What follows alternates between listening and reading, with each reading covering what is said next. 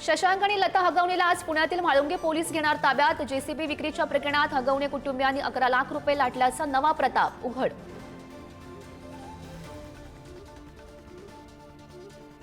बीडच्या मस्साजोगचे सरपंच संतोष देशमुख हत्या प्रकरणी आज सुनावणी। सरकारी वकील उज्ज्वल निकम करणार युक्तिवाद, तर वाल्मिक कराडच्या डिस्चार्ज ऍप्लिकेशनवरही सुनावणी।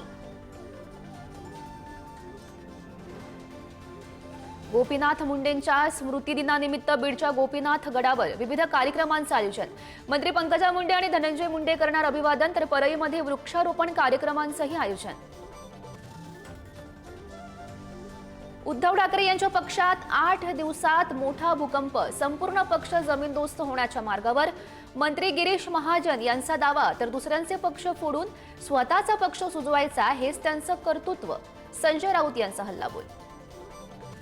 स्थानिक स्वराज्य संस्थांच्या निवडणूक प्रक्रियेला गती। नगरविकास विभागाकडून आठवड्याभरात 29 महापालिका, 257 नगरपालिकांसाठी प्रभाग रचनेच्या कामाला सुरुवात। 2 दिवसात निघणार आदेश। राज्य मंत्रिमंडळाची आज महत्त्वाची अशी बैठक। मान्सूनपूर्व पावसामुळे झालेल्या नुकसानीबाबत मोठ्या मदतीच्या निर्णयाची शक्यता, तर आषाढी वारी आणि वाढत्या कोरोनाबाबत आढावा घेतला जाणार। 5.5 किलो सोन्याच्या चोरीनंतरही उद्योजक लड्डा यांच्याकडून एकाही ग्रॅमची पावती नाही। पोलिसांची माहिती, नेमकं किती सोनं चोरीला याचं गूढ अद्यापही कायम। एलओसी ओलांडून पाकिस्तानमध्ये गेलेल्या सुनीता जामगडीची चौकशी एनआयए। लष्कर अधिकारी करणार नागपूरच्या सुनीता जामगडीची रवानगी न्यायालयीन कोठडीत।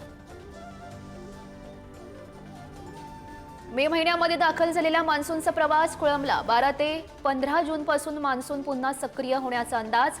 पेरणीची घाई न करण्याचं शेतकऱ्यांना आवाहन।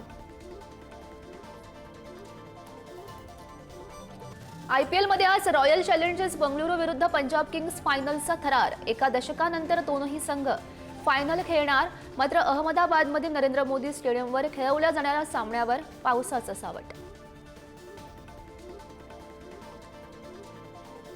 Thank you.